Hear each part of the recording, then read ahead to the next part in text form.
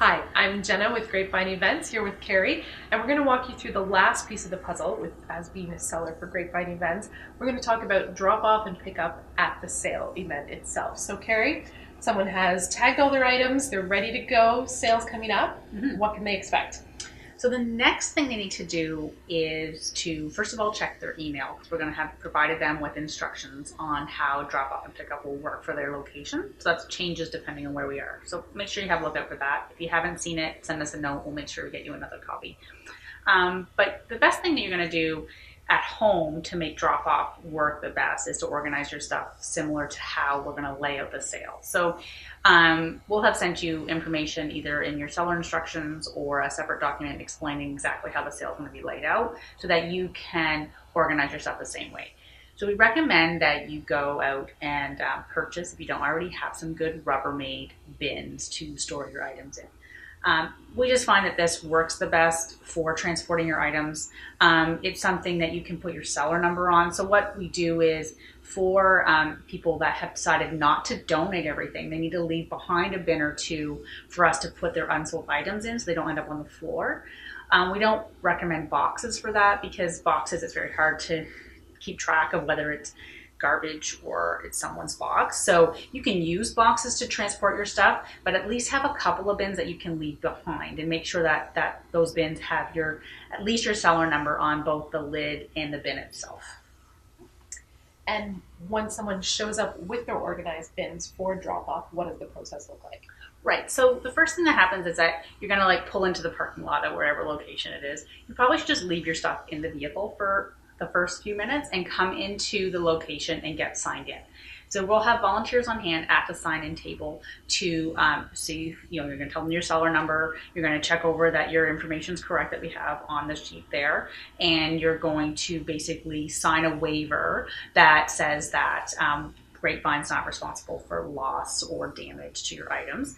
And then once you sign in, they're just going to check over a few things, make sure your contact information is correct. And then they're going to talk to you about what your process is for your unsold items, whether you're coming back the next day or you're not. So even if you didn't put a D on every single tag, you can even still decide that day, you know what? I don't want to come back for this stuff. Just take it all. And we'll make a note to that effect. If you're coming back, we'll just confirm the times for pickup. And then if it's not you coming back with someone else, we'll need to know who it is.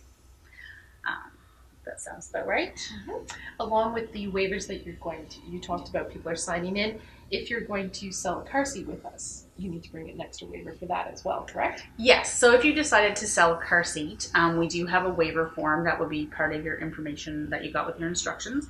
It's a two-part form. It's basically the same information on the top and the bottom. You're going to cut that off. You're going to attach half of that to your car seat, and you're going to the other half will be left at quality control. So all car seats have to go to quality control. Absolutely. So you're going to take them to quality control first. We'll have a separate section just for car seats. And they're going to check that information over, make sure that the car seat looks like it's in good. It looks good. It's got the instructions. You've done the waiver properly and all that stuff. So that's what's going to happen for car seats if you're selling car seats in one of our kids' sales.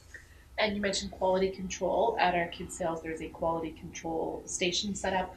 What else do people need to bring to quality control at drop-off? So we do run quality control for all of our events, but the kids event works a little differently than the other ones because in the kids event, there's so many battery operated type items. So anything that's battery operated and it costs over $5, we're going to check to make sure it works. So first of all, you should always have batteries in those items because they're going to sell better if the shopper can actually test it, but it also makes quality control go quicker if you've already got batteries in them. And so anything that's priced $5 or over, it's battery operated, has to go to the quality control table. You can drop it all off there. Once they've tested it, they'll put it out on the floor for you, but you need to take it there first and not put it on the floor. And how long will the drop-off process take for the average seller? Right, so it could take anywhere from 30 minutes to an hour, probably. Depends on how much you've done. The more organized you are, it will go quicker. We do have volunteers there to help you. Their role is not to take your stuff out of your vehicle and put them on the floor for you. Their role is to direct you to where to take your items, to help keep the sections organized, but they are there to help you as much as they can, depending on how busy it is. So that process, if we also recommend you bring a friend. If you have a lot of stuff, I mean, we have seen people in other sales show up with U-Hauls full of stuff. So if you have a U-Haul full of stuff, you might want to bring a friend or two to help you out to minimize the time, but probably between 30 minutes and an hour. And then once everything is out, the seller walks away. Yep. And they come back.